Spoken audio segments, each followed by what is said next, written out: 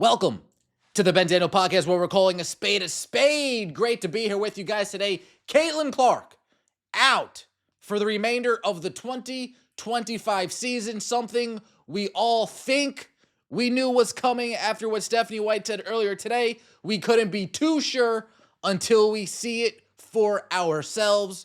And with this announcement from the GOAT's mouth herself, Caitlin Clark won't be returning this season, nor if the Indiana Fever make the playoffs.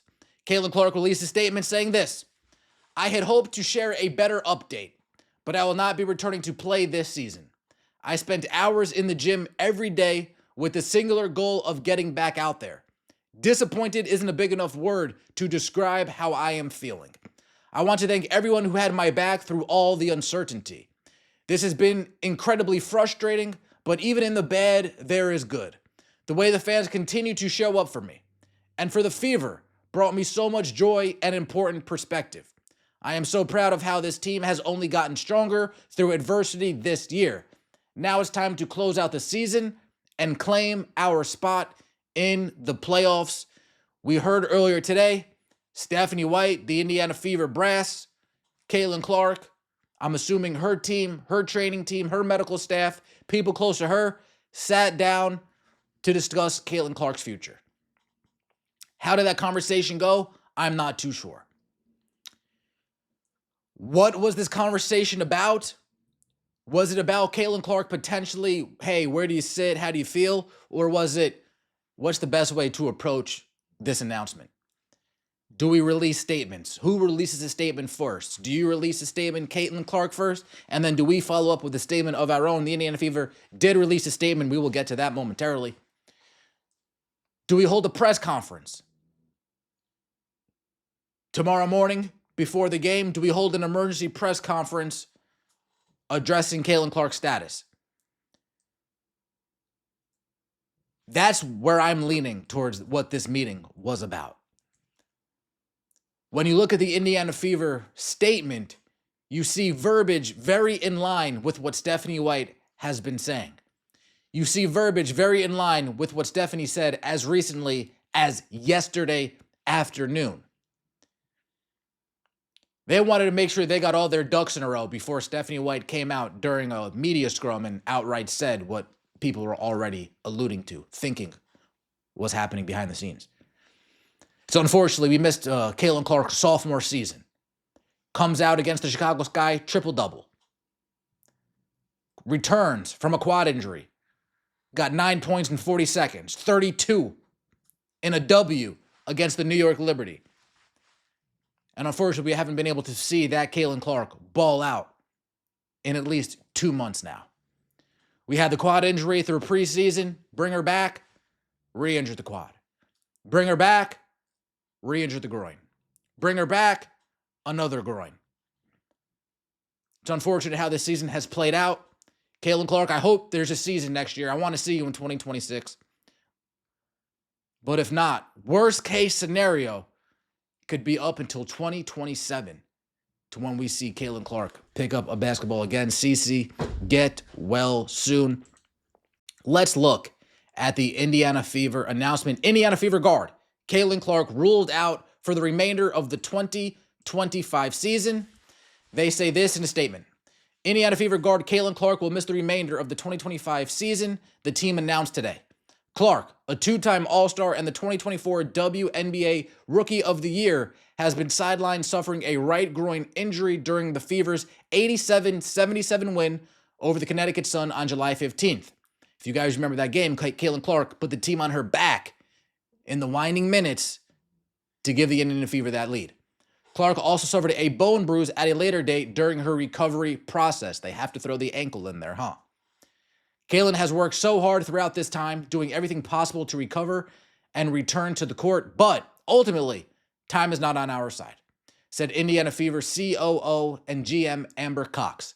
While we will continue working with Caitlin and provide her with every resource we have available, there is not enough time left in our season for her to safely return, and her long-term health and well-being remains our top priority. We are looking forward to having her back at full strength to start the 2026 season. Clark appeared in 13 games during the regular season, averaging 16.5 points, 8.8 assists, and 5 rebounds per game, while helping lead the team to the 2025 WNBA Commissioner's Cup title. Caitlin Clark, she was present for a couple of those Commissioner Cup game W's. We look at the verbiage that Amber Cox put forth right here. There is not enough time left in our season for her to safely and her long-term health and well-being remains our top priority. Stephanie White must have used that phrase, long-term health and well-being remains our top priority. She must have used that phrase word for word for the last 2 weeks straight. For the last 2 weeks, Stephanie White knew where this was going to end up. I would say for the last month or so, they kind of had a feeling where this was going to go. The main issue, another day-to-day injury that turns into a season ender. Another day-to-day injury that turns into a season ender. And if you don't call that a lack of transparency, I don't know what to call that. They could have easily said 2 months, 1 to 2 months. Be evaluated in the next 6 weeks.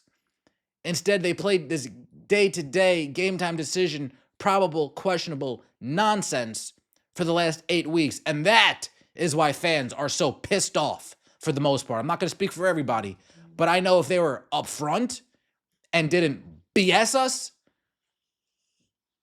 people wouldn't be that angry at the organization, at least not as angry as they are now. It's unfortunate that we were robbed of Caitlin Clark's sophomore season.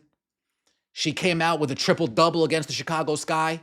Triple-double first game of the season.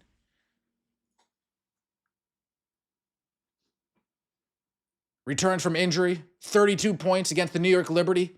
The best 45 seconds in the WNBA this year. Pull up three, bang. Pull up three, bang. Pull up three, bang. 9 points in 40 seconds. The moment that we were robbed watching Caitlin Clark play.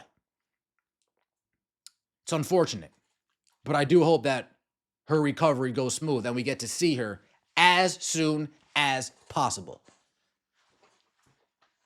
As soon as possible, I hope we get to see Caitlin Clark. Do have some fan reactions real quick. Caitlin Clark will miss the remainder of the season. They handled this terribly. It is what it is. So the grift is over for 2025. So transparent. Yep, fans are already starting. You'll handle this injury very poorly. Shame on you for dragging us through this BS. Again, they drug. Can't blame fans. Can't blame them. Good luck, assholes. Damn. Thank you for finally admitting it. You knew that a long time ago. Depressing. It is depressing, isn't it? Looks like I can sell the rest of my season tickets. Not surprised. I feel like there's more going on than just a groin injury. Indeed. Not surprised. This is sad. Surprise, surprise. Wow. Invested in the future statement right there. Not worth it for this season. Bold, but the correct decision. No surprise there. Brutal. This is on your head, Cathy Engelbert, and the rest of the WNBA Players Association executive leadership who failed to hold officials and players accountable for the barbaric style of play the Fever and Caitlin Clark have had to endure this year. Cathy, resign. We knew y'all didn't have to lie the whole season.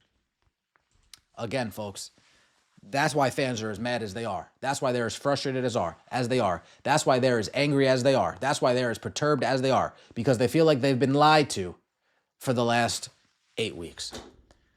We'll double back tomorrow morning. I appreciate all of the support. Let me know what you think in the comment section below. Don't forget to like and subscribe to the channel. The venue will still be open Friday night against the Chicago Sky. We'll talk the game, and we'll talk about this. See you next time, and as always, take it easy.